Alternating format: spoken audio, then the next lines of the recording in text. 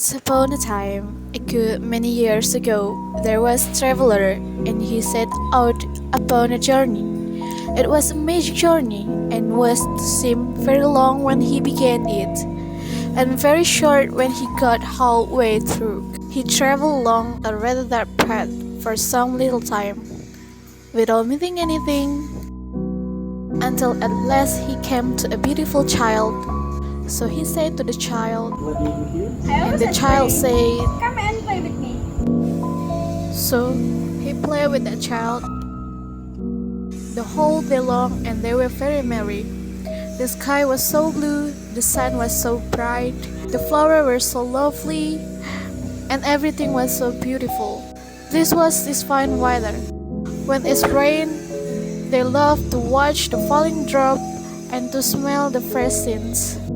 They had plenty of the finest toy in the world and the most astonishing picture books, all about cemeteries and sleepers and turbans and dwarfs and giants and genii and fairies and bluebirds and beanstalks and riches and caverns and forests and valentines and oceans, and all new and all true. But one day, of a sudden, the traveler lost the child. He called to her over and over again, but got not answer.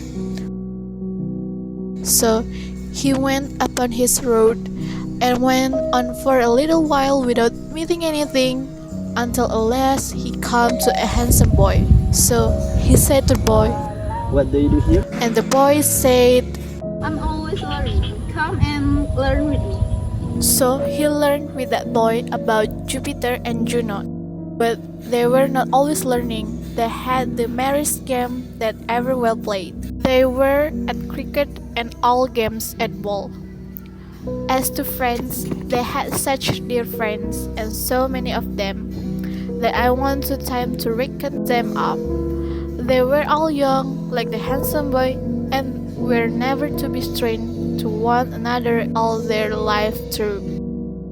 Still, one day, in the mindset of all this pleasure, the traveler lost the boy as he had lost the child, and after calling to him in vain, went on upon his journey. So he went on for a little while without saying anything, until at last he came to a middle-aged gentleman.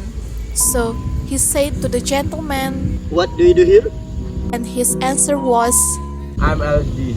Come and be busy with me. so he began to be very busy with that gentleman, and they went on through the wood together.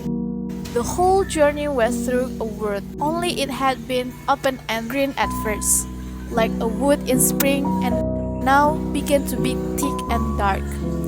They all went on together through the wood, cutting down the trees and making a path through branches and the fallen leaf, and carrying burdens and working hard.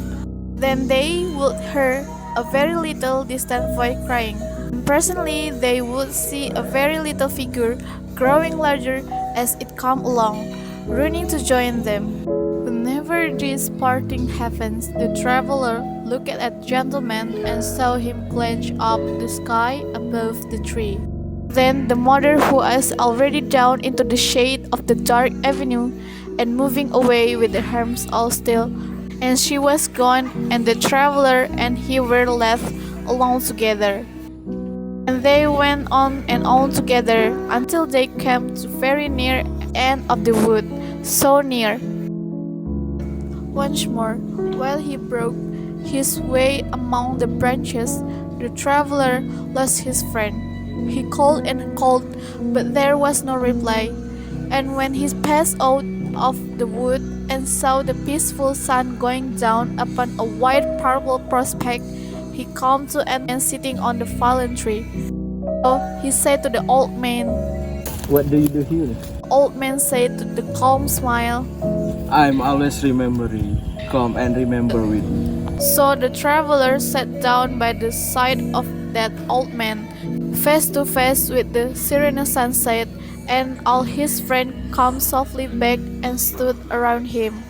The beautiful child the handsome boy, the father, mother, and children. Every one of them was there, and he had lost nothing. So he loved them all, and was kind and forbearing with them all, and was always pleased to watch them all, and they all honor and love him. And I think the traveler must be yourself, dear grandfather, because this is what you do to us and what we do to you.